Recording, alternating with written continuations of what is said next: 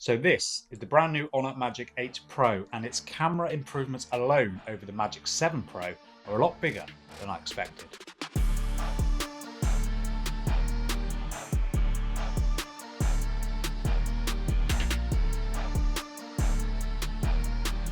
But let's start with the design of the Magic 8 Pro and how it feels, because this phone is actually a little smaller and lighter than the Magic 7 Pro, and you do actually notice it immediately.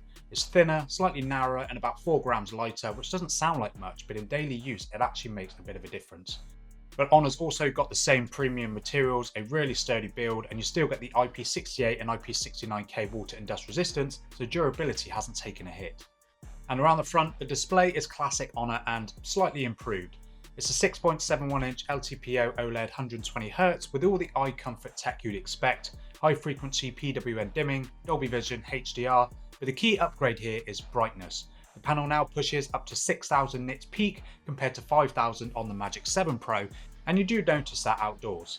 And to be honest, it's one of those changes that you don't necessarily notice from generation to generation, but until you go back to a dimmer screen, that is something that you notice. And performance is exactly what you'd expect from a 2026 flagship phone. Packed with a Snapdragon 8 Elite Gen 5 built on a 3nm architecture, paired with up to 16 gigs of RAM and fast UFS 4.1 storage, an upgrade over the 4.0 on the Magic 7 Pro.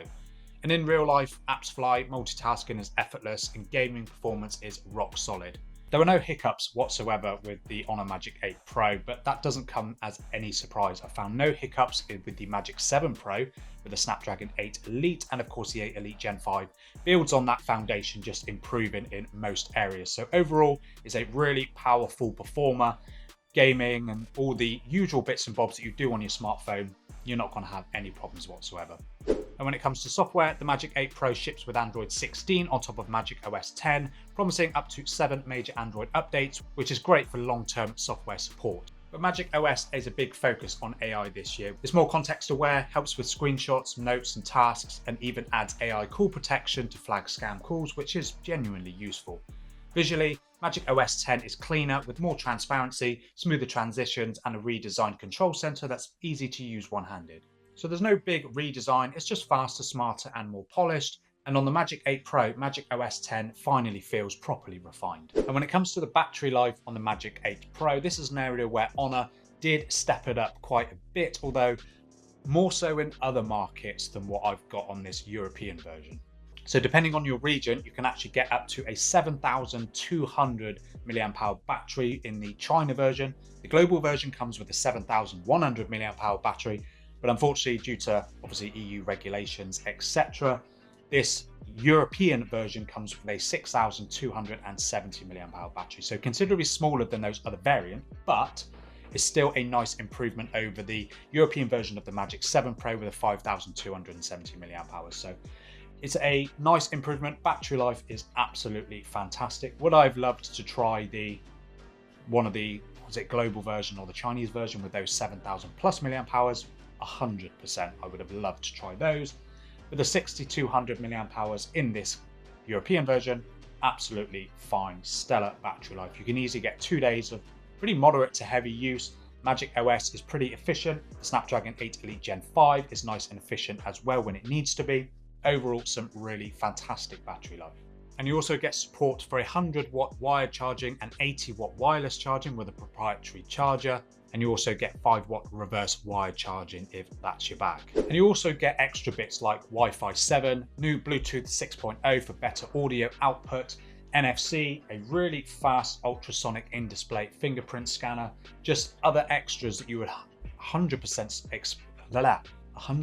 expect from a flagship device. Oh, and also the face unlock that you get from your selfie camera and your infrared bits on the front is actually compatible with online banking, etc. So you can actually do contactless payments and log into your online banking using that Face ID. The only thing I did notice is it unlocks, but then it just gets you to confirm on the display.